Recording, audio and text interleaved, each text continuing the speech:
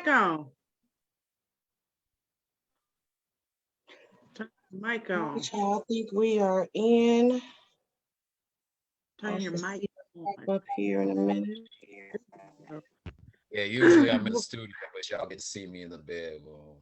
I see you in the bedroom. How's How are everybody you? doing? How are you? Need to get my life together, but I'm good. I feel you, bro. How about y'all? Y'all looking good. Good. I think we are. Lips popping. Thank you, Eyebrows thank done. We you. are So live. Are we live? So very, very sorry for the delay. We are live. So very, very sorry for the delay, everybody. We were just getting ourselves together and getting our lip gloss on. I said, somebody told me my lip gloss was popping. I decided to look like something for y'all tonight. I'm gonna hit this record on this computer. I don't know. What did I do before? All right. Here it is.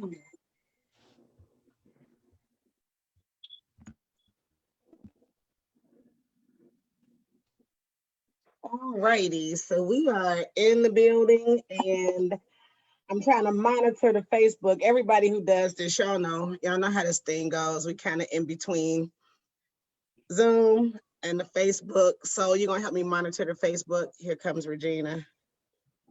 Oh, Gina. I know, right? I wanted to give our folks a few more minutes to pop on in here. Miss Poole. Hey, We fam. want to make sure gallery view, excellent. The last time we did this, I had it on speaker view. So every time one of us was talking, we were the only ones on the screen. And that was messing up the situation. So I think we got it this time. If you're going to monitor. I like the Brady Bunch view. Right. That's cute. The Brady Bunch. Welcome. So this is a good group to have this conversation with. Welcome social media world to Back to Love Movement's first March podcast, our shop talk, where we talk about all things relationship love. So it's not just romantic relationships, obviously, but your relationship with yourself and your community, your family and your sisters and your brothers. And so this is our sort of this is more of our laid back conversation. We always kind of start from an outline just because everybody in this are talkers. And we will go too far off on tangents sometimes. So we always have a bit of an outline just to try to keep us on track and stay within the time frame and not keep you guys all night. But we are glad that you all are here with us this evening. And tonight's podcast, well, you know what? First, I guess I should introduce, and we don't have to do long introductions. I think most of the world in our world knows us now. So I am Dawn Wisdom, the Psalmist Crooks, and I have with me this evening Miss Natasha Miller, cousin, sister friend, real family, songbird. I'm gonna make her sing one of these days on this podcast. Y'all just wait. And we have Mr. Composed and Soul with us this evening. Always our male voice. Always. And we appreciate it. And then we have Miss Regina Poole with us, who I do not think you guys have had the opportunity to meet very formally. So Regina is, I'm just gonna call her a Jill of all creative trades. Definitely has a flair for the language. Mm-hmm. Okay, I'm gonna leave that Did alone. you say that? Did you say it like that though? Oh, it's a flair for the language, baby. And you'll understand what I'm saying when we get there, when we introduce this conversation and get started. So earlier in our personal message group, Soul was saying that this is a juicy topic. I agree. I want to thank Natasha. She was really the brainchild behind this topic, and we worked together on putting this together. But truly, it came from her brain matter. So straight from Natasha's brain to our B2LM family. We're gonna jump right in into the podcast. So the title of this podcast is what's the title of this podcast? The weight of being strong. Yo, if you don't know, like, this is like, sometimes people come on their podcast and they're all super formal. There's nothing formal about us. We don't have any filters and there's not a lot of formalities. So be comfortable. I'm comfortable. I got my tea. I'm not drinking wine tonight. I have my tea and always my fuzzy socks on. So be comfortable and feel free to let us know your opinions and your thoughts in the thread as well. Okay, so tonight we are talking about the weight of being strong. Subtitle: Extending Grace. Right. And first, I just want to start with everyone's idea or your brief description of what strength means to you. Not from a good or bad perspective, but just what does being strong mean to you? I would say the ability to endure, be enduring, resilient. Yes, remember some of these words, because a lot of this stuff has a historical context behind it, which is definitely a part of the discussion tonight. But definitely words like resilience. And I think there are great things about strength, but I think that it lends itself to some of our struggles with ourselves, with our families, with our partners. And certainly with the justice system and how we are treated in the medical field. So those are all some of the things that we're going to touch on tonight. Would anybody else like to include their definition, your personal definition of strong or being a strength? The knowledge of how to use the world around you in your benefit. I like it. Excellent. Any input, Ms. Poole? Because we were waiting. When I thought about the question you just posed, when I think about strength, I thought about two types of weight. When we talk about this topic, I thought about the physical weight, the stress, the burden, the heaviness of dealing in relationships. But I also thought about the WAIT, the weight, the time clock, the comparison, the people telling us what to do. And that in and of itself is a whole nother kind of weight that comes into this, comes on the table when you talk about relationships. Whether you're waiting to be accepted, acknowledged, whether you're waiting to be disavowed, or whether you're waiting to be loved the right way you love, whether you're waiting to let something go because it's been on you for so long. So there's a whole lot of weights that happen in this topic. In case you all don't know, I take notes while we're doing this. Okay. Come through. I take notes while we're doing this because we always want to refer back. Always at the end of the podcast, we want to sort of give you some points to take with you. So we definitely, I wrote here weight versus weight. Heavy, Miss Regina. I don't expect it. I don't expect anything less. So I went into the dictionary and pulled out a dictionary description of weight, WEIGHT. Or I had to slow down and make sure I was spelling that right. WEIGHT. Yeah. So it means the capacity of an object, substance, or person to withstand great force or pressure. And when I think about that, I think a lot of times we think about, it's almost as if the opposite of strong is presumably to be weak. Mhm.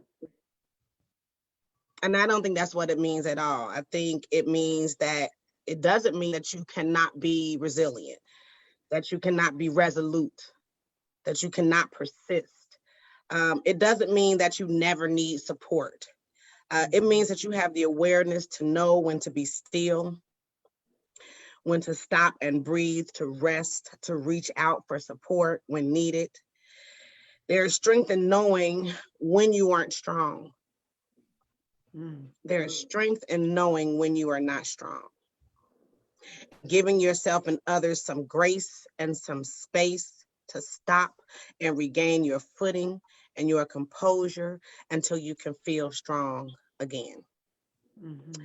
I think that leads us right into the top of the hour. We're going to talk about relationships, the ramifications that strength imposes on our relationships. And first, I'd like to talk about how we deal with our children and strength, how we teach them what strength is, how it socializes them. Miss Natasha actually, when she wrote this out, when she thought this out, had some ideas, some very specific ideas around the way we deal with our children and the way we teach them what strength is. And I want to analyze and sort of unpack those things. And never it is our intent to tell someone how to live or what to do. But certainly to unpack some of the things that we deal with every day and offer some different perspectives about those things. So Natasha, tell the good people what you were talking about when you talked about strength and how we teach our children strength. I think we just set the tone for how they view things, how they are to behave in moments of conflict or in anything. I use the example of telling a child, "Oh, don't cry. There's no reason for you to cry." And to me, that's just taken away from their ability to feel, their natural innate ability to have that freedom to feel what they're feeling in that moment, because it's real feelings, and how we, especially with our boys, boys don't cry, toughen up, you know what I'm saying? Don't express emotion. So when they grow into men, then they don't understand how to emotionally handle things because they were never given the opportunity to do that growing up, And so I think it says when we begin with our children at a young age, it sets the tone for how they'll behave and what they perceive.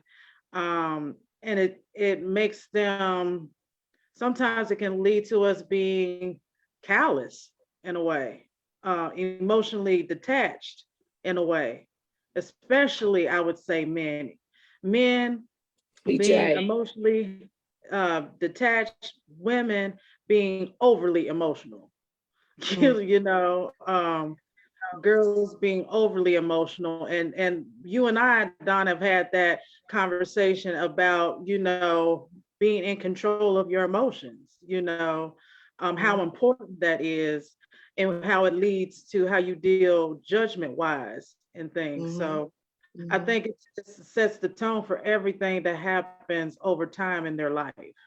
What we impart stereotypically or socially, what is socially accepted, what is the social standard, not what is best for the individual, because it's their individual life and they have to live that life according to the conviction in their heart, but what everybody else is going to perceive. So right. Yeah. Yeah, I agree. I think it socializes children by gender. And initially out of the gate, I think it dismisses what's wrong with them. Mhm. You know, a lot of times people say, you know, don't cry. What you crying for? Stop crying. They're not really asking to find out what's wrong with the child. They really just want them to stop crying, right? And so boys, I think, like you said, I think, like you said, boys sort of get this notion that TJ, I'm good. they're not allowed to cry. Regina, mute yourself, babe. I think that boys always feel like they're not allowed to cry. And so then I think it detaches them from what they're feeling, and they just decide that it's not important or it's not valid. And then it's interesting, they grow into men and women who have been taught all their lives to be emotional, expect them to communicate. Like, how? Like, from where, you know? And then women sort of, little girls are allowed to cry and be little girls, I guess, if you know, for a lack of better phrasing. And they grow up sometimes to be these women who sort of feel like emotions are reserved for only them. And they make excuses to some extent for being a basket case of emotions. Ooh, did I say that? Ooh, I said that, didn't I? We do. It's and you hear it all the time. This is how women are supposed to act. They were socialized to believe that women should lead with their heart all the time and never with their heads. You know, and boys were taught to lead with their heads. So shocker when they're hard-headed. Really? Yeah. Dawn, do you think as women we are really taught what strength is, or are we given the example? Now I wholeheartedly agree. We tend to condition boys. But I think as women, I think we are organically taught, intrinsically taught what strength is by the examples that have been set. For example, how many times have you said, I said, or you said, Natasha, you know, it is what it is. We just got to keep going. If I don't do it, it won't. Little girls, are we inherently taught that as little girls, or is it something that we observe or that we, from our experiences, grow into? I think we've seen it from the time we were born. You know, I think in most cases, you know, I think we've seen it from the time we were born. I don't think my mom ever had a conversation with me, Regina, this is what you do to be strong. What I do know, I saw my mom go to work every single day. I saw I saw my mom continue to thrive and grow in the absence of my father. I saw, you know, my grandmother, when my grandfather passed away, raised the 8 children that she had. And I just happened to be the first grandchild. So I was in the house to see it. So it wasn't necessarily a definition that was given to me as much as it was, it was a characteristic that I saw in my house. You know what that sounds like? And I did too. I totally agree with that. But you know what that sounds like to me? Is that we associate strength for women as struggle.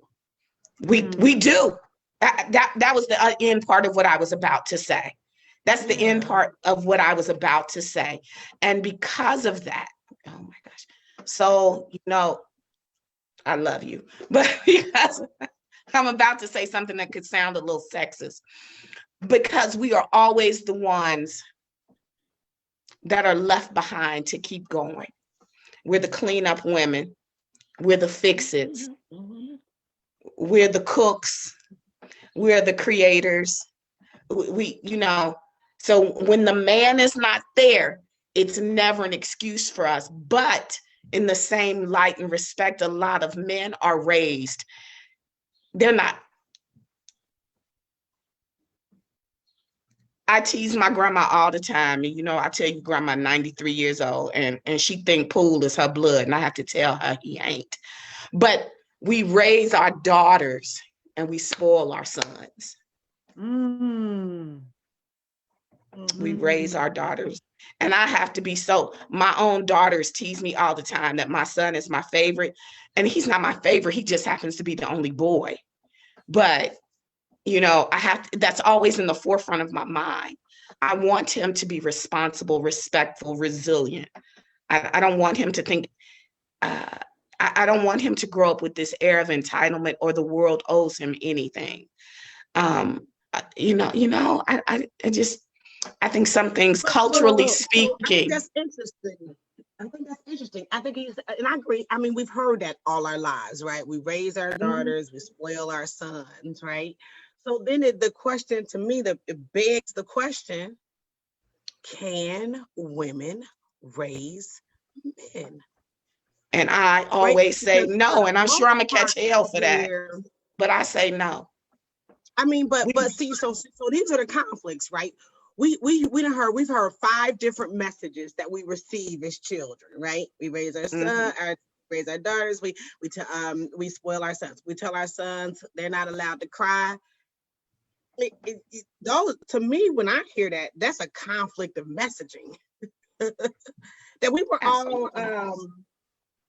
conditioned by. Yeah. So one of the questions that arose for me is strength even an option? Is strength even a choice? For a woman, no. I don't think it's a choice for men either. I think if they don't. I think it's an expectation for them, and we give them a pass when they don't, because we find so many other things to blame it on. Ooh, child. So you can put some of this up with some. Come on, son. Come in. Wait, hold on. Wait, back up. I just need you to say what you. Okay. You see, you see. That was. And it's not right. But watch this. It's so intertwined and it's so incredibly messy. But we give them the pass. We let them pass because we don't want to lose them. So whatever we need to do to keep them, we're going to let them do just that. You better speak. And so some folks that checked in. Juliana's checked in. My girl Mary is checked in. And they made some references. Juliana says, and I'm not saying any of that stuff is right. Love. Right. Women are taught to accept struggle love like it's normal. And she referenced the situation with Kirk Franklin and the communication being very violent. And I want to hold off on that till we get to the familial part of this. And Mary says that some women are taught to be strong and they end up feeling ashamed for needing help. Yeah. Shame is huge. Shame gets us in a whole lot of trouble, especially in our culture. It gets us in a whole lot of trouble because you don't know how to ask for help. And because you don't know how to ask for help, you begin to work and move and flow and groove that in a way that appears to be dysfunctional to someone from the outside looking in, not understanding, because they ain't gonna ask you no questions because they don't want to get in your business. And so, we move different, and it's so messy. It's so incredibly messy. It's so incredible. These messages are, some of these messages are heavy. Before I want Soul to get a chance to jump in here, but I think I would like to ask, which of these messages do we need to start to change, and how do we change them? So just keep that question in the parking lot for a minute. So you seem like you had a point to make. No, just reflecting on all this because I can take this in 5 different directions, but we'll be here all night, so I'll just stick to one. To answer the question on can women raise men and men raise women, yes, but that possibility is very low. You need a male and female presence in the house to bring balance, no matter which sex it is. Because a man will discipline a young lady, but show her that she's a lady. A mother will nurture a young man, but still show what respect and accountability looks like. Mm. When you get down to it, it's less about a question of what do we do about it. It's about us being man enough or woman up to play our roles and step up. Because You said a deep word right there. Roles. Yeah. That's ugly. We don't like that word. if, We don't We like that. Don was talking about that. Wait, role let him, thing. let him finish. Go ahead. I don't care that people don't like the identity of role because from an animalistic molecule Ooh. states, you each have a role. A man cannot teach everything that a woman can teach. Why? Because he is not the example what a woman is, and vice versa. It's just like y'all was saying about you can teach them, but they're looking at what your examples in those moments. What do you Mhm. in your actions as opposed to your words? And they model that because you're their first God. So it comes down to when we get into familiar or relationship, we have to also understand ourselves. What have we not been taught or shown or given examples of to lead us towards this path now? Not to say that it could be parents' fault, but it's a generational thing of multiple missing roles of people. And in particularly when we're talking about women, a lot of men have failed our women in more ways than one. And then vice versa, the sons, the women have failed the sons. And so it continues the cycle. It's interesting. That's an interesting dynamic, right? Because we talk about sort of spoiling our son. A lot of times it seems like we expect less from our sons. We end up expecting less from our men. Can I add to that That's actually? what Regina's point was. Like we give them passes, and that's what I was like. But it's horrible to carry that shit into. That stuff into grown-up relationships. Can I add Yes. to that? So. Mm-hmm. I want to say that specifically is it goes back again to failing the sons, because on one hand you have some that might be vengeful against the identity of men, but then you have mothers that have the only man that won't leave them ever. So you get situations of either they baby them because they're the resemblance of the man that should have been staying to help take care of this child, or on the other hand, they're so scared of losing them because of everything else that's going on of being a black man that yes, he's doing drugs, yes, he's cussing me out, but he's in my face. I can see He's it. alive. I can put my hands on it. Yeah, and that's the messiness I talk about. But Don, watch this. Let me add another layer to this. And because so many women, and I'm not saying they're not incredible women raising some amazing young men. I'm not saying that. I am saying recognize the deficit. But here's another thing we just gonna have to reckon with, because we're very quick to talk about the Black woman being disrespected by these men. When you are raising this son in your house and all he knows you to be is hard and strong, and then he becomes an adult, so he always equates a woman with being what? Hard and strong and in the competition and wanting to be the head, not understanding and realizing she was made the head of the household by default, No, didn't no woman go into having a baby saying, I want to do this by myself? It was by default she became the head of household. And we're so busy raising them, trying to make them good human beings and loving men, that we don't stop to tell them, baby, listen, this ain't what I wanted to do. Mm. But because I am a mother and I'm going to nurture you, but understand that if I had my choice, if I had my way, I would rather be the neck and not the head. I would have rather been what moves him instead of what leads him.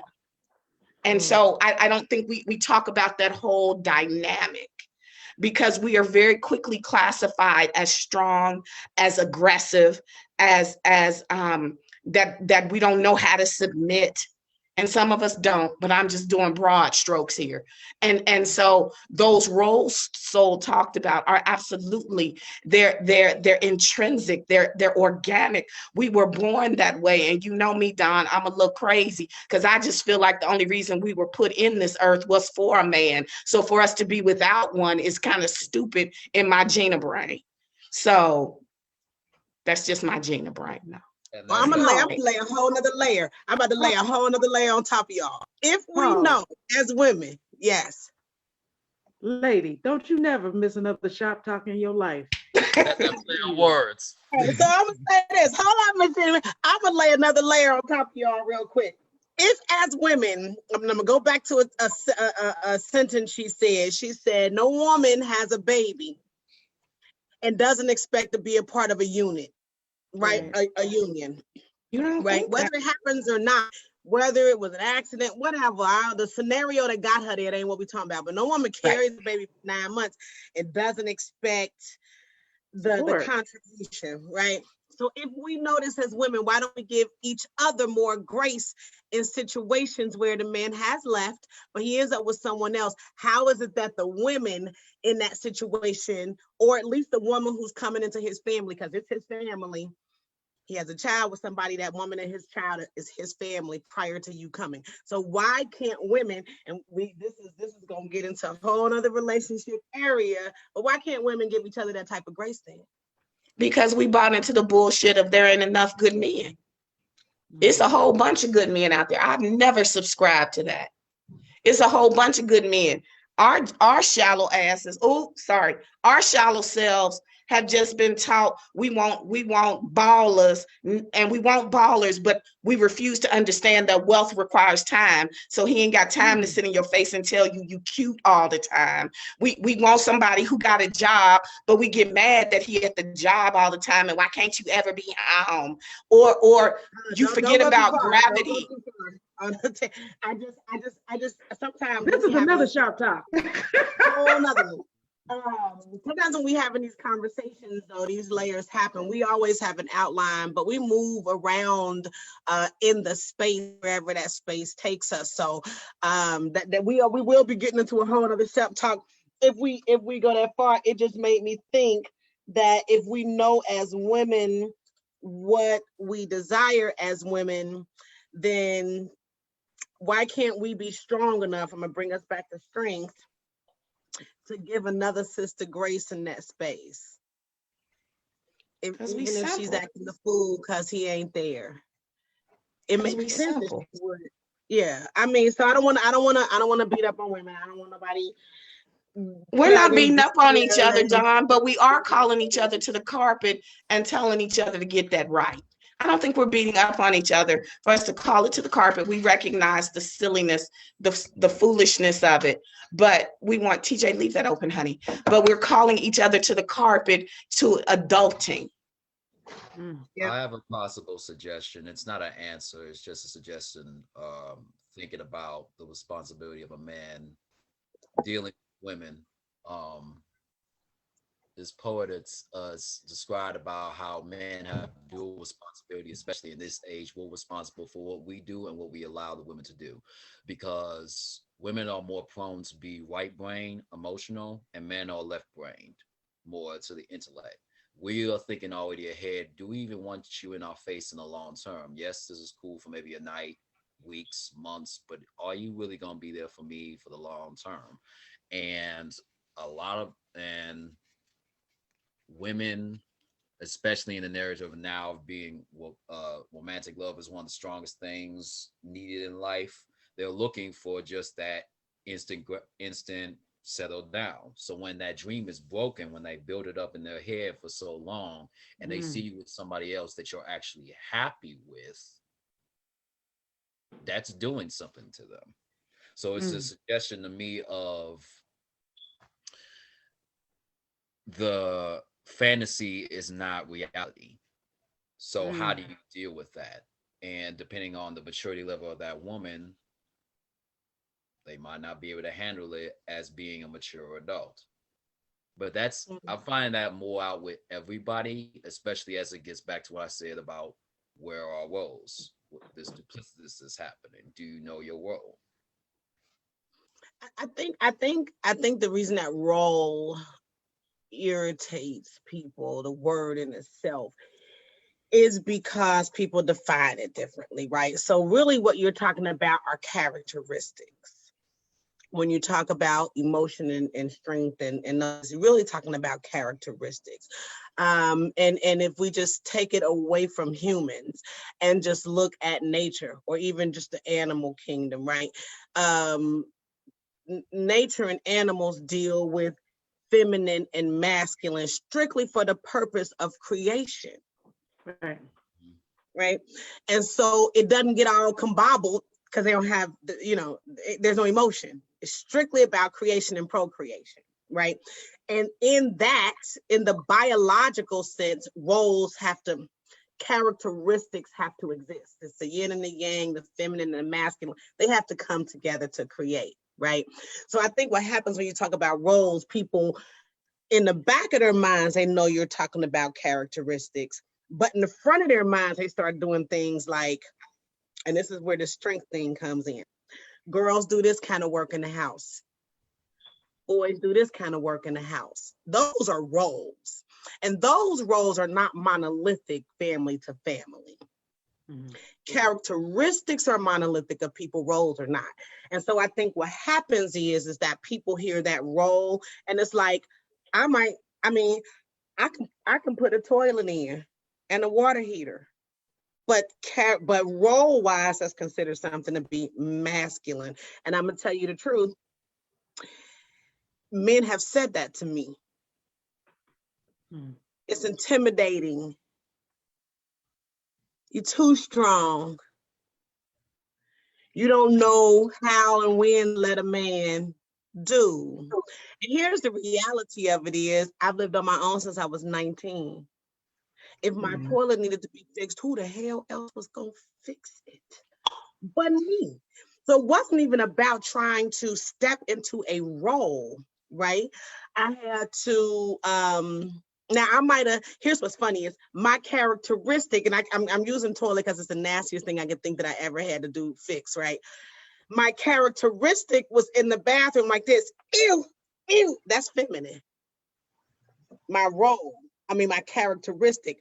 My role, however, was fix the damn toilet. So I think, you understand what I'm saying?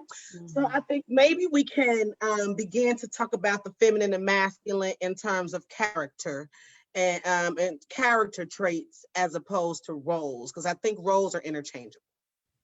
And I think too, just using the verbiage, the sense of role, people tend to like rank value. So looking at a woman in the house, if we look at a woman who is a housewife, she is in her role diminished because she's not out there doing a 9-to-5 and this, but being a housewife, you got to take care of the kids, the husband, the house 24/7. The role don't stop.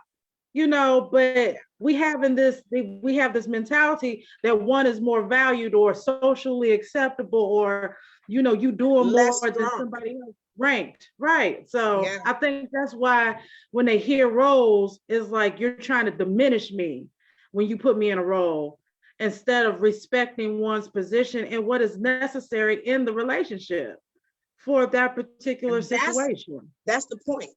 A role really is about a skill set. right? If I manage bills well, I would do well with somebody who doesn't. Right. So a role is about a skill set, determine what needs to be done and who can actually do it well. So you kind of remove that. Now you do have this other layer of roles where you talk about leadership. Right. But I think that even in that, in a household, women lead on some aspects, men lead on some aspects. Right. How do we then determine which lead takes the precedent at what time for decision making? Not necessarily carrying out things that have to happen, but for decision making and leadership, right? Because we can each have our leader characteristic and our leader role, the thing that we do well. But when it comes to decisions in the household, what does that look like? And we're moving off topic a little bit, but just to say, I think moving back to strength a little bit, the leader always seems, whoever is determined in some kind of sense of mind, to be the strong one. And I think that's how housewives sort of get this bad, sort of get a devalued place in the family, in the home, because she is not necessarily determined to be a leader. But I think in the house, this is how you would know. Let them switch roles for a day. Let her go out and work, let him stay home and do everything she does in a day. And he would then respect that she's the leader in this house as far as these things go. You know what? Poole always says this. He always says, Regina's not the head of the house. She's not the head of my house, but she manages it well. He might be the CEO or the founder or whatever, but I manage those moving parts. It's so funny you say that, Don, because last year he had both his hips replaced. And my joke was oftentimes, what would you do? What would have happened to you if I wasn't around here? It's those roles. So when you talk about making decisions, I think as women, there is an art and there is strength and power in submission, because sometimes you got to make them think they came up with it.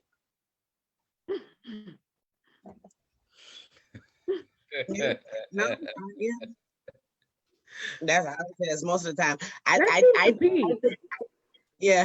Yeah, we kind of move right into the conversation about this away from children, which is great. I love when it flows like that, and we don't have to announce it. Next, we're going to talk about relationships. We kind of moved into that perspective. Quick, before we move into that, piggybacking off Regina said, I'll just say this real quick.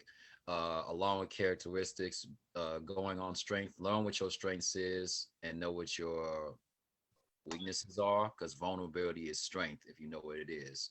That protects, yes, and a bodyguard that protects the president. The bodyguard says, I'm the one who makes sure the bullet doesn't hit the president. The agent says to him, I'm the one that makes sure the bullet doesn't get fired. That's right. That's right. That's right.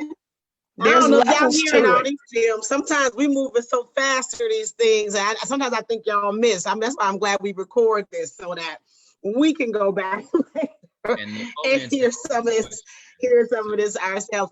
I will tell you, I think what's funny sometimes when people talk about why we haven't had a female president yet of the country, right? And I'm moving just a little bit. We coming back though, and it's always interesting because they'll say they will socialize us as women, right? This is where that socialization is not a good thing, right? Because they'll say if a woman was president, we have war every day. She just have an attitude when she wake up in and hit the button.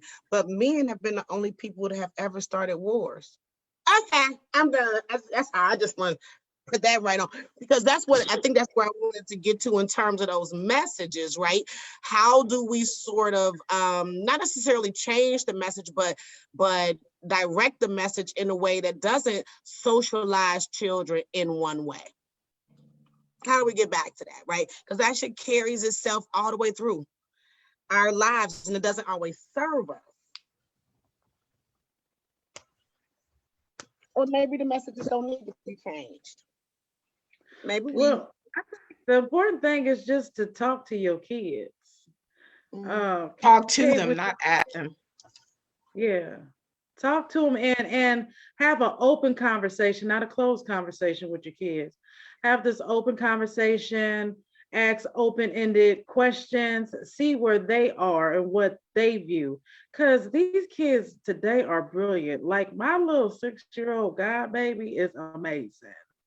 Like my favorite time with her is dinner time because I'll ask her a question and just let her go because I want to know. I don't want to just impart. I want to know because she dropped seeds in my life. You know what I mean? I was like, I didn't even think about it like that. But okay, since you said that, but just see where they are because innately, God, the creator, gives us everything we're ever going to need in this life. It's just a manifestation of it. So let them evolve naturally instead of putting your own stuff or society stuff on them because we've been brainwashed and conditioned to believe a certain way. That's how we stop the generational habits with them. And recognize that when the creator created us, he put both sets of hormones inside of all of us. Right. So to deny any part of it, everything in moderation, nothing in excess. So women shouldn't be over emotionally or over strong. Men shouldn't necessarily be over strong and lack any characteristic of sensitivity. And we're gonna roll back into that in a second. But I wanna talk very briefly about strength and the way it manifests itself in our family relationships. Right? Now, I have siblings, and so each of us sort of took a role, which again, I think happened naturally on its own. Nobody placed us in those positions. Who we were when we came into on this earth sort of dictated where we would be in our families. And I'll give you sort of example of what I mean. I think the strong people in the family, nobody ever checks on them. Mm-hmm. Nobody checks on the person they expect to always be. Facts. The standard is higher. Facts. The expectations are higher. Facts. The children who are in the family, or the people, not just children in the family, who are not considered to be strong, there's hardly any expectation or standard or requirement from them at all. We're and I'm that person in my family. So I really wanted to, not the only one in my family. The funny part about it is, and don't nobody be mad when I say this is just my family. All the people in my family who are expected to be strong are women. That's it. Go ahead, so what was you gonna say? All of us. What was the question again? How does it manifest itself in your family? Maybe you're not the person. Maybe you watched your sibling. It causes dissension between siblings and I sometimes. Mm-hmm. To be the one I was always expected to be most mature. Which is the reason why, the go-to. I had to be dependable. And this is what's funny is when I'm not, when I take a conscious role to say, you know what? I need space, I'm out. It's like, oh my God, God has turned the whole world. My brothers can check out when the heck they want to. And it's not just because they're men. Now, let me just say this. My mother depended on me that way. And it just carried itself. And there's a part of it that's good because it pushed me to be this sort of ambitious person. But then there's a part of it's like, y'all can have it. Yeah. Because at the time of my life when I needed the most help, when I lost my baby, when I had the biopsy, I didn't mourn my mother for 3 years. I didn't have time. I had a little brother to take care of, and I was expected to.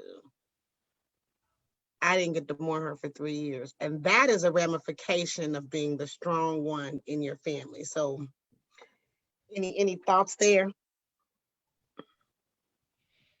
Did it cause any issues, even if it's not your siblings or the cousins that you saw? Or I think for me, I think you're exactly right, John.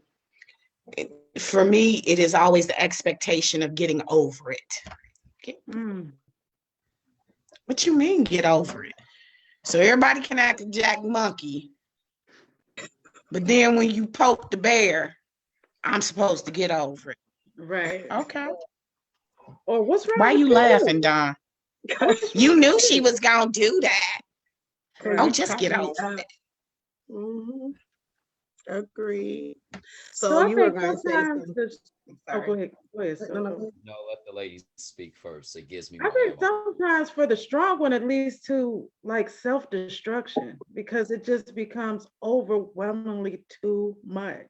It's And not too only much, that, Natasha. It's too yeah, much. too much. And not only that, like you build up this sense of resentment that you voluntarily I'm speaking for myself, you have voluntarily sacrificed yourself for the good of everybody else but yourself.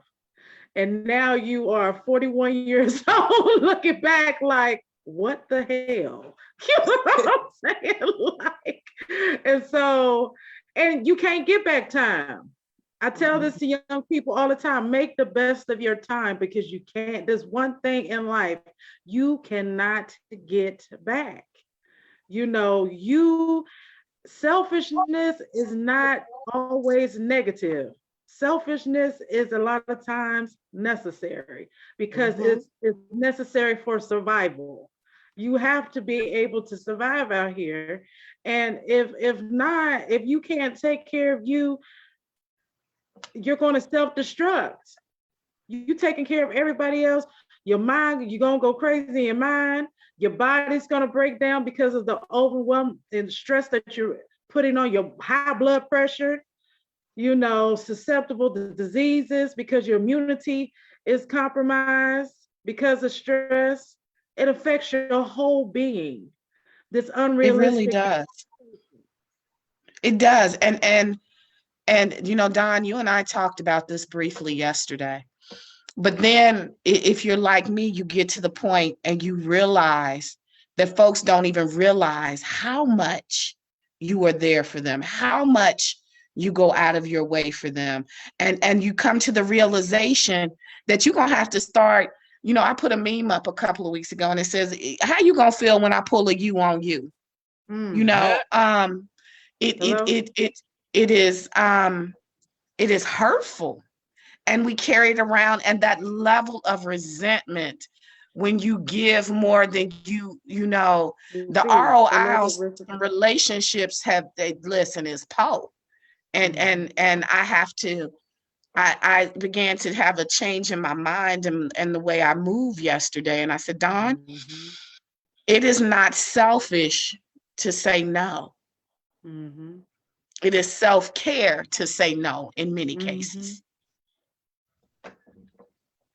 So can you do your check in on Facebook? Because for me, as soon as I pop this open, it's going to the feedback is going to be a bit much, but a lot of people are saying something. Napoleon actually, everybody's. I know, right? It's a lot of comments. And Napoleon actually brought up something that we're going to get to. Napoleon, I saw your comment about politics and Black strength, and that's coming up. That is, and I can't wait to get to that, but we saved that for last because that's going to get heavy. And I kind of threw family in here because I knew that would probably be a short one that we discuss. That's a real one. Let me add to that real quick. Entitlement is, I posted this before, entitlement is a dangerous thing. And I'm seeing it not just in the Black family, but America as a whole. We've gotten too comfortable with the idea of somebody taking care of us. And so in the family dynamic, I had told somebody this before, who they was taken care of, and it's not necessarily it's their fault, this person, for the way they are, and maybe in some case they don't really mean it. But I told them, do you think you continuously helping them is actually making it easier for somebody else when you're gone to Mm-mm. heal them, to Nope. take control of them? You're actually stifling somebody else's ability by always being the strong one to see how strong they really are. Because the reality is, if you are gone, what would they do? They're Mhm. probably scared. So if you hide them from that ability to feel what they're actually capable of, what they can do, what they cannot do, then you're really hurting not just yourself, you're hurting them in the process.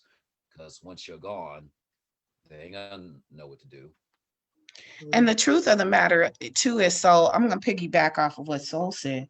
A lot of us have this need to be needy. You know, Dr. Seuss used to had this saying, don't get on me on Dr. Seuss, Don, but it just came to my mind. Oh, the places I you'll don't go. understand. Oh, the places you'll go and the people you'll meet.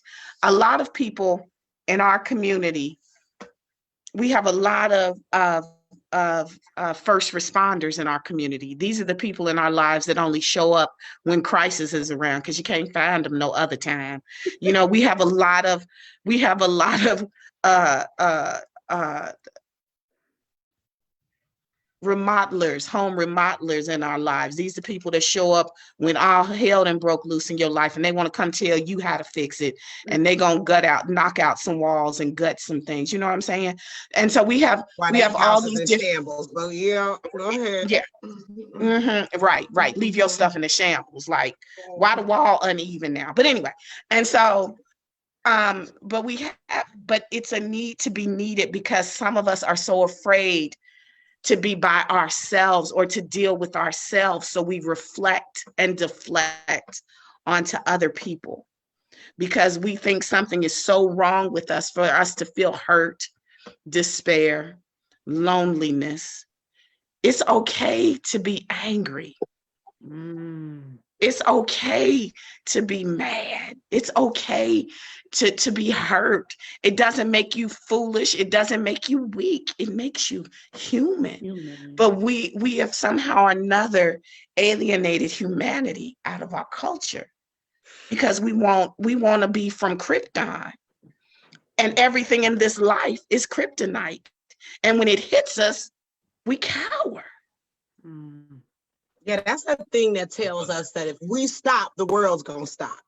Yeah. If we just sit here, the whole world gonna stop. And it's interesting. I think I said that. I think I've said this to Natasha before. Like, you can just stop. Believe it or not, the world will keep spinning. Those that who you job didn't gonna think be there tomorrow, even if you don't come. they will all of a sudden grow wings before they hit the ground, and they might fall. It might be a free fall from the sky. But I bet you any amount of money, the closer they see that ground coming, they're gonna figure out how, oh, I need at least one wing. I need a wing, or straighten up so I can land right, or something. You know what I mean? Right. We don't believe that that's gonna happen. You know, we just don't believe that that's gonna happen. And so we cannot let go of that strength. Right. So and it is self-imposed. It's very self-imposed sometimes. Yes, it is. I need to say this for the men. This is a message to all women. And I mean so serious when I say this. Let your son be angry. Do not tell him not to show anger. We have testosterone. It has to get out. Help him channel that. Whether it's punching bag, taekwondo, football, I don't give a because that's just anger molding into depression later on, and he doesn't know how to deal with situation, or he's eventually gonna pop. Yeah. Let that boy depression or violence or So I don't disagree with you. I think when we allow them to do that, we also have to give them a safe place to do it.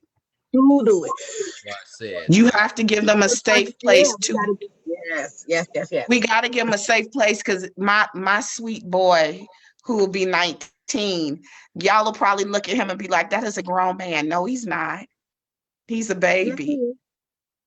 is. Shut up, He's Don. 19. That's all. There's Shut up, the way Don. the world No, sees him, and baby. that's Shut actually up, a Don. great Shut up, Don. segue. No, that's He's actually no a baby. great segue into But um my point is, emotionally, he's a baby. And so, Mm. at 19, you don't have, I'm talking emotionally. At 19, you don't have all that together.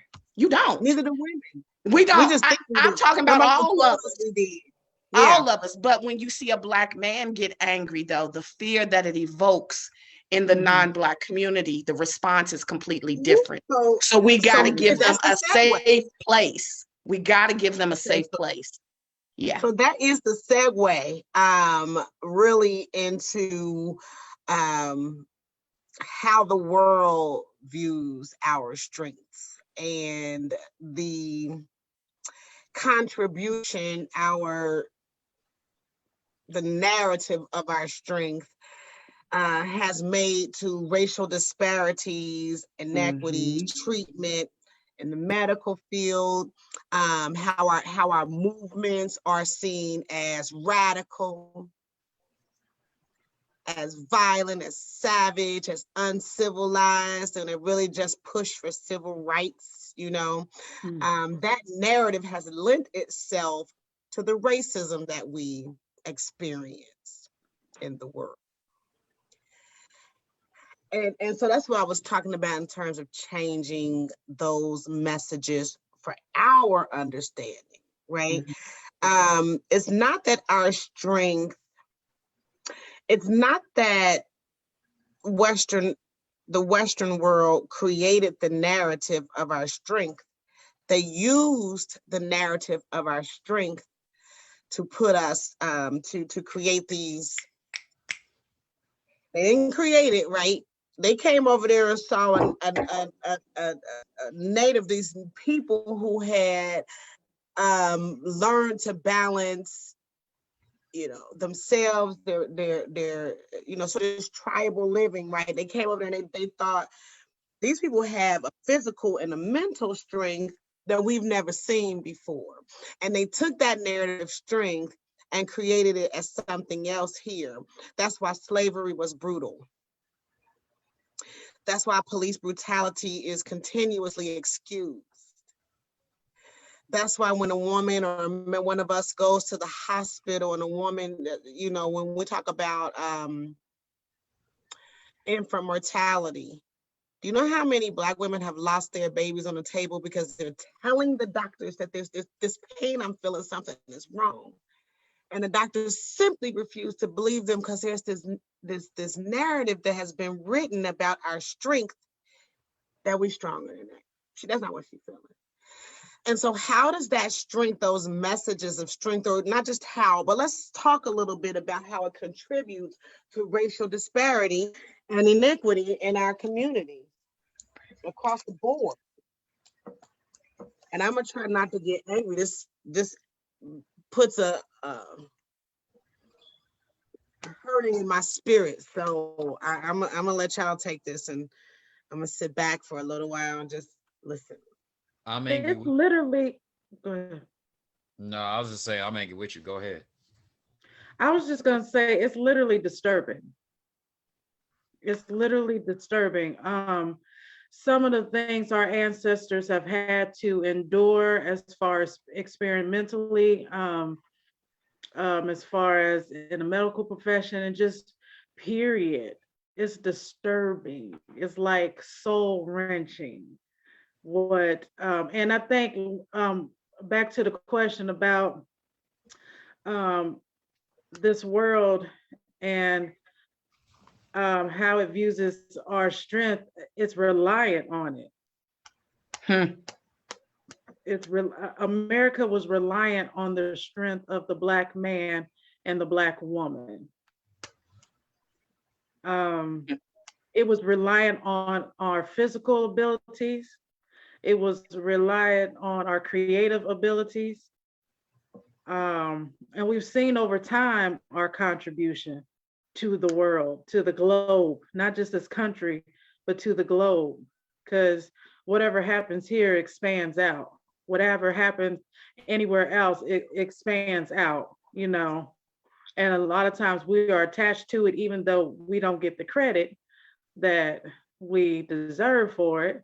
And there's millions of stories and adventures still not just fully uh, you know, given to the person who were responsible for it. But I mean, the world is relying on it. And I mean, it's bad enough in your family, your relationship, the expectation of the strength. But when the world looks at you and you literally, it's not even like a cliche, it's you have the world on your back for real. That's a lot to carry. Mm-hmm. It's a reason to see our little boys. Tamir Rice was a 12-year-old little boy. There's no Black person that looked at that child and didn't think he was a child. Right. Not one. Right? Because we know our boys can, you know, he wasn't even a big boy. No. Tamir Rice was a little bitty thing. Mm-hmm. And they are always mistaken to be older. Mm-hmm. And it makes me wonder though, is it a mistake? No. Or is it this kind of sick, sort of deep rooted, that the narrative has been played over and over and over and over so many times that it truly is what America thinks they see when they look at us, right? Yeah, it's the same thing. So that idea that's, I'm sorry, but it's that thing that you were talking about, Regina, when you talk about Black women, we carry it, we pick it up, we go, we do this, you know, we work, we come home, we take care of the kids. If we're single, we doing it all. It's a beautiful thing. Our daughters may be seeing it as something that is aspiring, but the rest of the world is seeing it and saying, she all right. And that's exactly how they treat us. They think it's status quo. That's why we also don't discuss mental illness in our community. We don't know what stressing and breaking points look like because we're so accustomed to running in the red all the time. We're so accustomed to, we think it's normal that our heart beats out of our chest. Watch this. We self-sabotage healthy relationships because that's abnormal to us. We think the first man that is kind to us and treats us as the queen we always say we are, when he comes to us, we already looking for something to be wrong with him. He's soft. Because what's wrong with him? He too soft. Oh. Why he act like that? He funny acting. He's a mama's boy. All this garbage we come up with because we're so used to dysfunction and abnormal. And we completely forget that we innately attract who we think we are in here. So Willie Bobo keep coming up on you with the gold tooth because you like them Willie Bobos with the gold teeth. Even though he only got two, you like him. You like that. They like him, or they can sort of put out, they can be strong. We're not going to talk about why they like them. We're not talking about why they like them. We can go back to relationships. We try to keep this at an 8:30 thing, and I don't think that we really unpacked this. You should have just had this be relationships. Because but see, here's the deal: is that I think this is all relationship. I think all of this is relationship. It is. When we talk about relationships, we always mention it in a romantic way, but we're talking about our relationship with the world. And so we sort of honor these narratives about ourselves, and we look at it. It's interesting because even on ancestral, right? We'll say that we were a peaceful people. We were a warring people. We were. So we had these, all of our messages are so distorted inside of our community. What's happening is there's a push.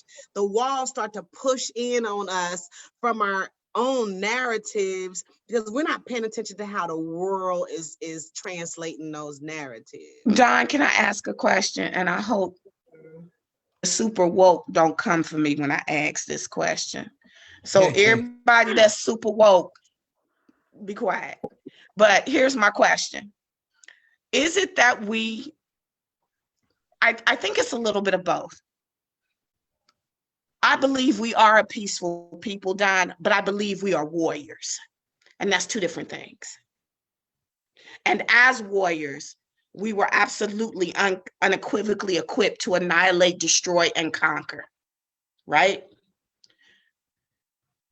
But that's not what we set out to do. We're not savages. Right. So there's a balance. I think we are a very peaceful people, but I think, don't come in our yard. That's all I'm saying. I think that's the thing that they knew. They knew that we could annihilate and conquer. They still see it every day. Yeah. But I think that's why the narrative changed in order to subdue us and control us. Brutality to justify. Yeah. Okay. Definitely. Fair.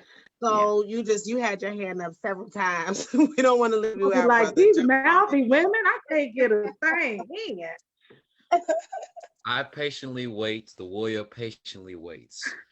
So when I think of it from a global standpoint, I really don't have an answer because I haven't traveled or studied enough history of other countries. I can only speak from my unfortunate residence. I look at it as we are the descendants of a people that another group of people found out how can we break the spirit as much as possible. Mm-hmm. How do you do that? You convince them that they are not who they are. And as you said, Don, it was brutally. We have to brutally teach you that you are not warriors. You're not peaceful. You're not even human. You're not man. You're not woman. And this is the same people that in their countries, England, they treated the poor as if they were diseased, sinful, that y'all are going to be slaves because I want what you have. They came to another country, stole this country on the basis of savages. Just the word savages. They're not like us. These creatures are not human. It's the same thing with us. The only difference between all the other people I just mentioned was we were treated as machines imported. We are not immigrants. We was imported from another country to be part of this slave trade, the cotton, the money, that free labor. When a slave was trying to make inventions to make his job easier, the slave master was like, you're my property. You're not human. My property made this invention, so now I'm going to sell it and make more money. So when we get freedom and is appeased as human beings, okay, they're not machines anymore to the world, to the legal view of what it is. So let's treat them like the next best thing: poverty, poor people, what they did in England. And they have trained us from a spiritual, mental, and physical level that we are not who we are supposed to be. So you believe that narrative over and over. And I told somebody this before. Just because the Civil Rights Act was put in and it was legally wrong to know somebody does not mean that those cultures and beliefs in the people themselves still did not believe noose that nigger. Our heart didn't change. It just was unacceptable to do it out in the open. So you have that narrative within the community and outside the community still holding on to that idea, you're a machine, you're a machine, you're a machine. That machine is supposed to take anything. It doesn't have any emotions. It doesn't have any feelings. This phone, no matter if I throw it across the feeling, it's not going to feel anything. That's a black person. It just works. It just does. It just does what it needs to do. So that's how I look at the mentality of when we look at it as a global standpoint, we're just learning, slowly unlearning things that we have been taught, but we just have a long learning curve because we have never been rehabilitated to being human. Well, it ain't that long because we only, I mean, you're talking civil rights wasn't about 60 years ago. So it's not really as long as we try to make. When you talk about the brutality of Black people, 400 years as opposed to 60, I mean, if you just kind of look at it in a time length, then rightfully we are afforded about 300 more years to get it right. None of us might be here.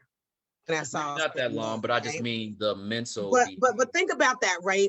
So we have some of the narratives that we teach ourselves, that we embrace in our own community about strength, have they not been taught to us from struggle?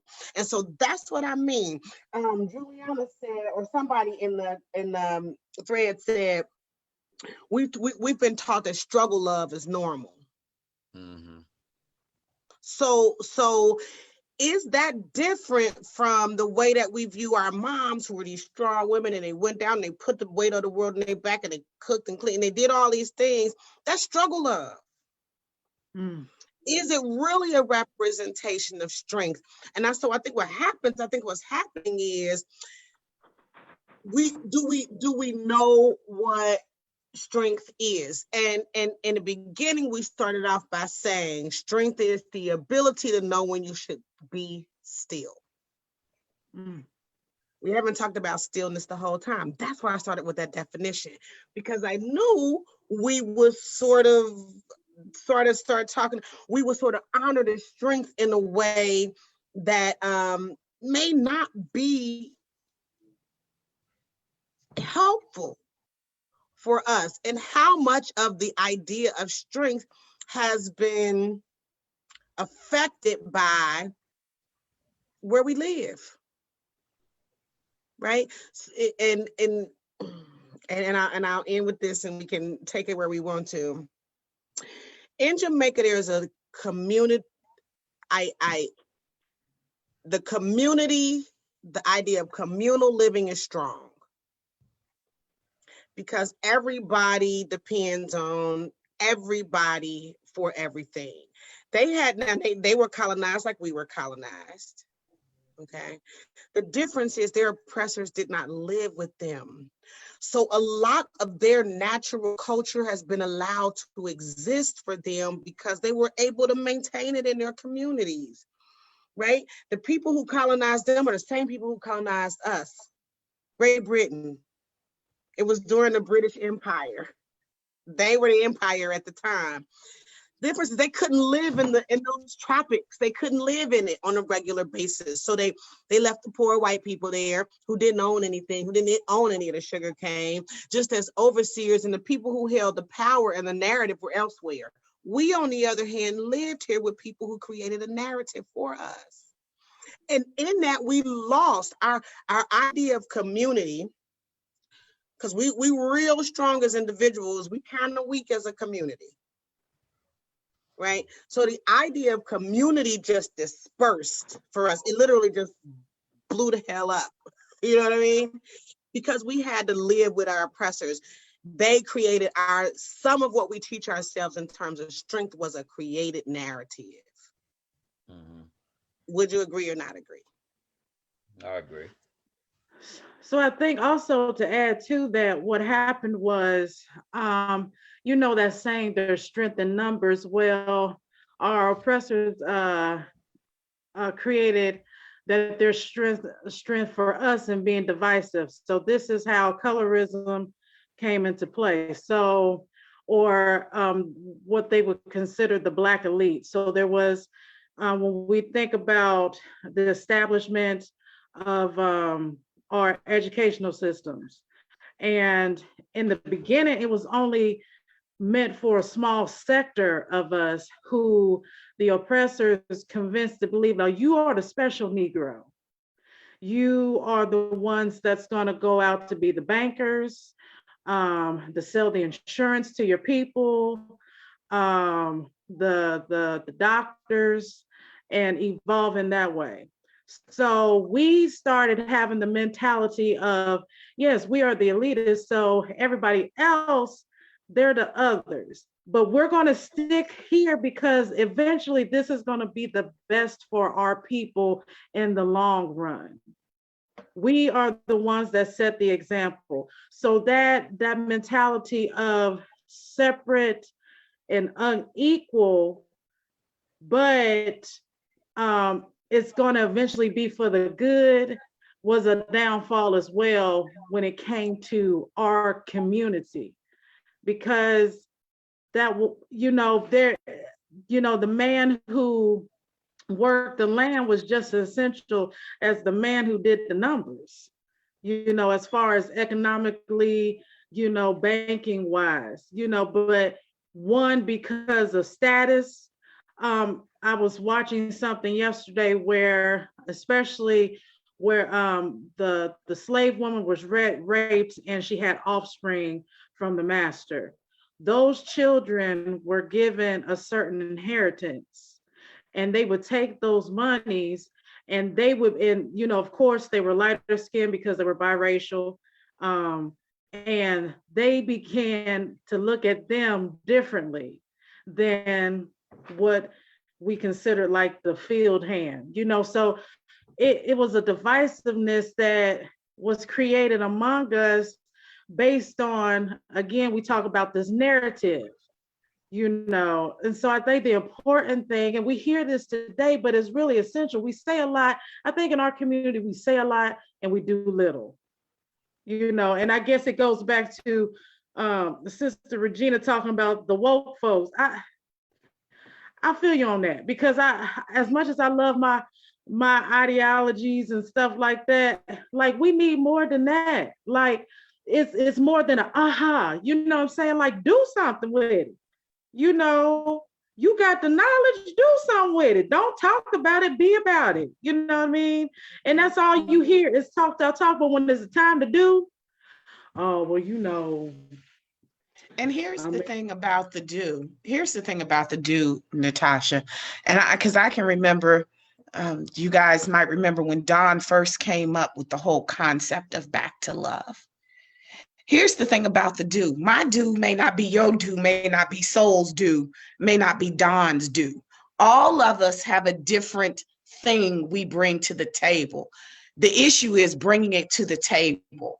Too many of us sit back and we think that the table isn't for us. We don't like the way that table looks. We want the table to look like this. So since the table doesn't look like we want it to look, we're going to go over here and make our own table and do it. And we keep doing that. And so here we are, 12,000 different valuable ideas at 11,000 different tables, being 2% effective against everything, when if we would just all come to the table, it doesn't make anyone's do better than the other. All of us can't be thumbs. All of us can't be elbows. Yeah, everybody can't bring nails to the project when you're trying to build a damn house. I mean, somebody got to have a damn hammer. Bring wood and hammers. Some stuff, some other stuff, drywall. I mean, you might need some other stuff to build a house. And we watched that play itself out. The Black Lives Matter movement, we watched that play itself out this summer, right? We got more people who want to talk about what it isn't, where it started, or have you been to the website and they really talking about rights for all people. All that said and done, none of that mattered this summer. The message was whatever the website saying, who funding it. Right. The movement that occurred behind it, we haven't seen that. We haven't seen that, y'all, probably. We haven't seen that since the Black Panthers were destroyed. You can't talk about the Black nationalist movement because it never gained strength. Black Lives Matter was the first thing that gained strength. And we have destroyed that because we don't like whatever foundation was 3 lesbian women who built the who. Yeah.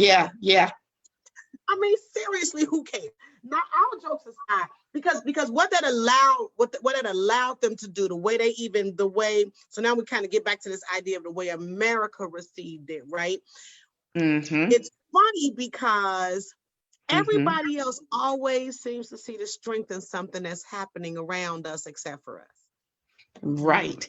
And they come forward and tear it down, and America we is buy afraid. into that The foolishness. politicians who want to keep discrediting what occurred this summer, what they saw were all of these people of all these different races coming together to say something is wrong in this country. The system you all built, it's not broken, it's working exactly how you built it to work, but it sucks. Everybody saw that but us. So we have dealt with that. It literally, here we are, about 10 months, because all that broke about what? April? April is about when we found out about Breonna Taylor. Late March. April, Well, yeah. May. Maybe even May. I would May. say May. So It it's was, March. I would say So it we was about 3 10 months months. after. Brianna happened in April. We didn't find out about it until George Floyd in May. Right. Right. The world is watching. The people who are against that movement are watching, and they're realizing what we have yet to realize 10 months later, the fire behind that movement that lasted 8 months is gone. It's gone. We've literally wasted an opportunity. Yep. To move that needle forward, because we were so stuck on who created it, what they said it meant when they created it. It was created 11 years ago. Y'all don't even know that. Yeah, it And was. It was. So who cares? They haven't even changed the website since then. It morphed into something they never expected it to be. And we can't grasp the strength in those numbers. And it always seems to be that way, that people outside of our community are watching the strength, and because we can't see it, we allow them to create the narrative of what it is and tear it apart. Do you think fear has something to do with that still? The Our fear or their fear? Absolutely. Ours? Our fear? Both. Both. I'm gonna go I don't know, both. but I tell you what, it feeds white fragility. Like that's why white women can cry. And I don't mean nothing. I know we got white people in this group. Please do not. All we are speaking about is an experience of truth that we know. It doesn't mean that we feel that way about all white people. It's not even the opinion of everybody in this group. So let's not do that. But that's where that fragility comes from. This what it is, this idea that they should fear us. And we can't seem to switch that strength into something that serves us. It just keeps beating the hell out of us. And I think you're right, Natasha. I think it's saying it's a never do. Mm-hmm. Mm-hmm. Well, I would say we're doing. I think we're doing. I think we are having the conversation. Yeah. You know, That's we do where it have some begins. things that are coming up, you know, when the weather breaks a bit and we get to a safer place as far as COVID, and quite frankly, after the cicadas leave. Straight up, 'cause I ain't going outside. You scared of a couple bugs. You are right. I'm for real. We are planning some community things. In the end, for us, I think so. Just to kind of put this into some perspective tonight, is that I think we have to learn to use our strengths in a way that serve us generationally. Mm-hmm. And the narratives that don't define, first of all, pick apart the narratives and make sure it's something that we've defined for ourselves and not a narrative that's been given to us. And in the midst of trying to figure out how we get to where we're trying to get to, I encourage you all to extend grace to each other. Brothers, try to understand that when a woman defines herself as strong, she's not necessarily, wait for her to tell you how she defines that, and don't assume that it means that she's difficult, argumentative, combative, emasculating, because maybe that's not what it is. Maybe her definition is what she saw her mom and then was what Regina talked about in the beginning, sort of just carrying a load and making shit happen because what choice do we have? Sisters, allow your brothers to be vulnerable in the space with you. And don't tell your friends about it. And don't use it against them later. Especially. If you want him to communicate with you, make it a space that he can communicate in. Let him know that he can do that with you. Know that if you expect communication from him, that he expects communication from you. Because it don't always go the other way. You think you're communicating because you're talking, that don't mean nothing. It really don't mean nothing. We always think that's the case. Say it. So, you know, I mean, and I'll tell you where that came from. The other day I saw a meme, and I know we are running over time, guys, but the other day I saw a meme and it was saying, you know, a woman, she's turned her man down sexually for 3 weeks. No explanation, just 3 weeks. And she ain't talked to the man about what the problem is, and right. And every woman, I ain't gonna say every, 9 out of every 10th woman that responded to that was like, well, he should just ask her what's wrong and just keep prodding her to see what's wrong. And maybe wait a minute. We always ask men to communicate. It's one of the biggest complaints we have for our Black men. They don't know how to communicate. But when it's you who needs to communicate your issue, you expect them to coddle you into it. You a grown woman. We all curse, but we try to curb it a little bit. You a grown woman. Articulate your issues. So if we're going to provide for him a space to communicate, see, the problem with communication is we always think it's happening. Sometimes. I understand if we don't communicate, they're not going to know. They are not mind readers. It don't matter how long you've been with them. It don't matter how he knows you. Men are like practical in that way. You got to tell them. Even if you feel like he should know, you still got to tell them. In the same way, It's, you know what? That you want him to tell you. If he having a problem, it's the same thing we expected him. You know, I think it's also important to note, I think it also lends ear to it, just because you say it doesn't mean you're communicating. That's what she was saying. Just because you say it doesn't mean you're communicating. And the thing about us is, if we really want to communicate with each other, we can express whatever it is to a man emotionally. And men we gonna open up a whole nother can of worms with that one, but you're absolutely right. If you want him to hear, you better talk like a grown-up. And vice versa, men, you can't expect us to come with a diagram of what's wrong. I don't read instructions anyway. We know that, damn it. But anyway, so you know, we just have to extend grace.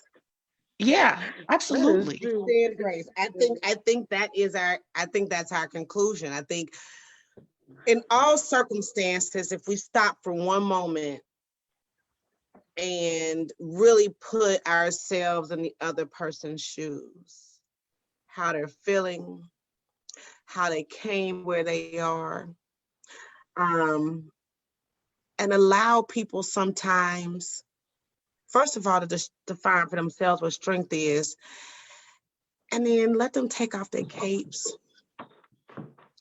If we can't take off our capes with each other, and we don't know by now that we can't take them on in the world, none of us can.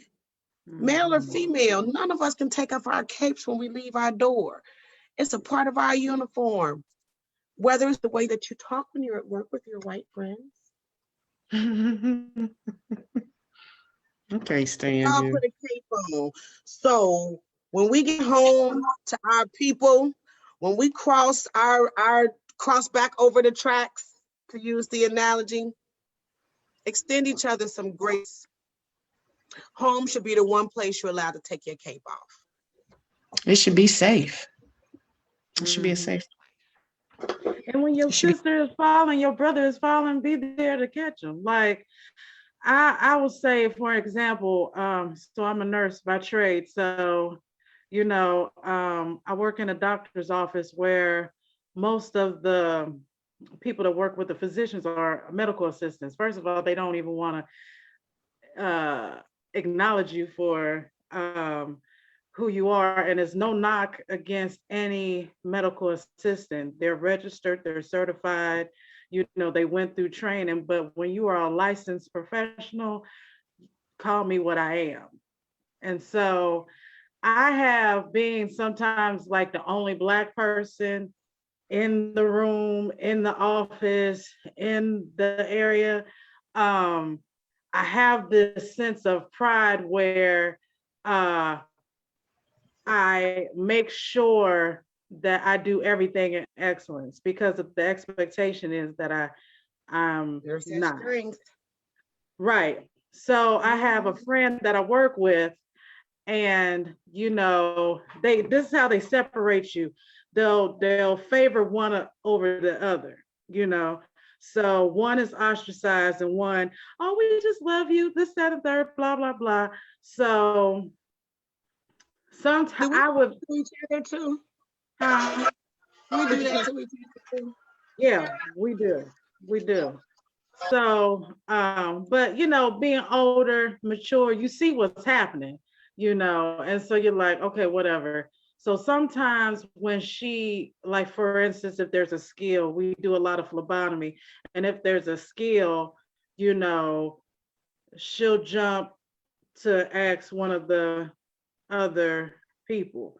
So, or she'll come to me or whatever if I have time, because I'm usually busy in clinic. So I had to check myself one time, because I felt like, quit showing them that you need them. You are fully capable to do your job. Do your job. You know what I'm saying? Like, quit making them feel like, oh, poor such and such, she can't do this, so we gonna, coddle her and this, that, and that. No, you're like licensed, like I'm licensed. You're capable, like I'm capable. You might not like doing it, but do it. You know what I'm saying? And I've even have to, on my journey, be like, okay, be a little merciful with your sister, because your strengths, as Regina said, your strengths are your strengths. What you are confident in is what you're confident in. Doesn't mean your sister is like that. So come to your sister's aid and not be looking like, what are you doing? You know what I'm saying? Right, like, what right.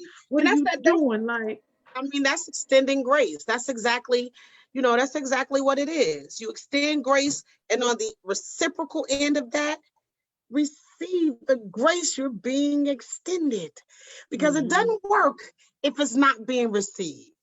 It doesn't work. I experience that all the time in the gym. Them sisters do not want to hear from me.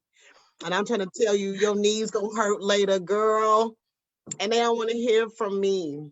And I know, so they look at me and they decide my story ain't their story. So if we extending grace as a courtesy to each other, we have to also receive the grace that's being extended to us, or it just don't work. It just doesn't work. And Regina, I know you had a closing remark here. It's moving on up into 8:45. We did start a little late, people, so thanks for hanging out with us for a little while today. After the lady. Sure. You're on mute. You're mute. I think sometimes the most gracious, most adult thing we can do for people is to know when we can't help them. I think that's a whole nother level, knowing that we can't help them and finding someone who can. That's the first thing I wanted to say. And the second thing I wanted to say as we close out, as we talk about strength and being strong, I need everyone on here or who's listening this to remember this. Forgiveness is not predicated on an apology. And sometimes you just gonna have to accept the apology you'll never receive and get on with your life. You just have to, because I think some of us are strong. We're strong and we don't have to be because we're refusing to forgive. When if you just let it go, that's something we ain't got to be strong for anymore. Just forgive them and let it go. We lift in what we call dead weight. Ooh. There go that weight word. See how we always bring it Full circle. full circle. Go ahead, Saul, with your closing remarks this evening. In regards to grace and attaching it to strength, also, if you feel like things are uneasy, don't worry about what other people are doing. It's easy to figure out what's on the outside, and we have a hard time looking at the resources, the strength, and the weaknesses in ourselves. Shame is good, but we overshame ourselves. Find compassion and grace in yourself, like, yes, I do this. I accept that's who I was. That's not who I'm going to be going forward, little by little. It's not immediate change, but as long as you acknowledge it, you can figure out what the solution is. And that's strength. I love it. I love it. And I think that accountability will help us rid ourselves of some of the shame. And that means accepting what you are strong in doing and accepting what you just do it out of habit, not because you're strong with it. You know, so that is accepting Or that even good at that it. You just requires, yeah. And that requires some accountability. And I think when we begin to face ourselves as it relates to strength and weaknesses, then our weaknesses we won't feel ashamed about those things. One thing for sure is no one's gonna be perfect at everything. So as you extend grace to others, remember to extend grace to yourself. Remember to extend grace to yourself. And always, as is always, every Sunday, except for the last Sunday of the month, Back to Love Movement brings you reminders to be love, to extend love, to show love, to receive love. Thank you all so much for joining us. I want to make sure that my colleagues here, my partners here in conversation and in love, if you have any last remarks, so we can let the people go. They Well, I hung know out it's with us always for going to be almost an hour and me, 45 minutes. so and Don, but again, Miss Regina Poole, you have the dates. That's it. That's all we got to say. That's all we got to say. And every God now and knows then, my we got life different is people that are way going to crazy. pop I in. He has understand joined we us all before. crazy, but And when I was always, girl, I felt like I wanted a collection plate. I didn't know if I wanted to shout or something. You're Like, so silly. you necessary, sis. Thank I'm you. like, for real. You made tonight. You the star of tonight.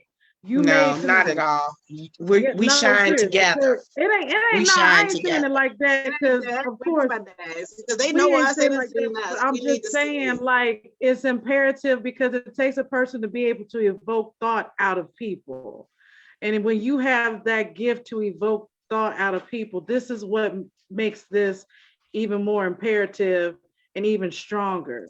So I'm not saying that to put any more on your plate. I'm just telling you, sis, you necessary in this Thank, unit. thank you. I enjoy And being shout here out when to I can. everybody. Yeah, And shout out I to want to say everybody thank who you to joined Soul, us. because Soul, you faithful than a mug. Well, I'm just gonna tell you, you faithful. I appreciate. Me and Don was talking about this the other night. You We are said the other day, like we said we the gonna make somebody a good you the husband. consistency. You keep Y'all us need to pay together when attention, Aw. we all ladies. over Pay the place, attention. Pay and you keep attention, ladies. the bruh. So I just want to say I thank you. Of course, I thank my cousin for being bold enough and courageous enough to thoughtfully and spiritually pick out each unit that decided to make a commitment to this movement. I thank all the people that come in and view us and contribute. You will see a whole lot more from us. Peace and blessings. And thank you to all the other members who contribute in some kind of way, whether it is back channel. We have people who just prefer the back channel, but they contribute ideas, and we meet once a month and talk about how to move things forward. And generally, if you don't see them on the screen, they are in the comments. So T joined us tonight, Juliana joined us tonight, and Mo Poetry joined us tonight. Monisha, I'm sorry, I don't know which one you want to be called. And then shout out, of course, to Darius and Previn. Again, this is Back to Love, and we love y'all. Thanks for hanging in there with us. Oh, yeah. Next week's talk about generation. you have it. You have it. So next week is generational health. So next week's podcast topic is generational health is generational wealth. And we'll explain more about that when you guys see us next week. So yet again, if the time changes, we'll let you know, but it's right now tentatively set for 6 p.m., but that will be Sunday, March 21st. The podcast will be Generational Health is Generational Wealth. And then we'll announce the 28th on the 21st. All right, guys, enjoy your evening, enjoy your week, be safe. I'm going to go get my shot on Thursday. Hey, where you going?